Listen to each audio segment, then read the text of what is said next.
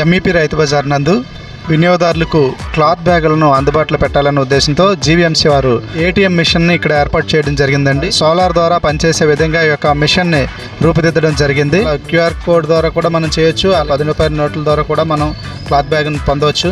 10 రూపాయల నాణ్యాలు కూడా ఇందులో వేసి బ్యాగ్ను పొందవచ్చు.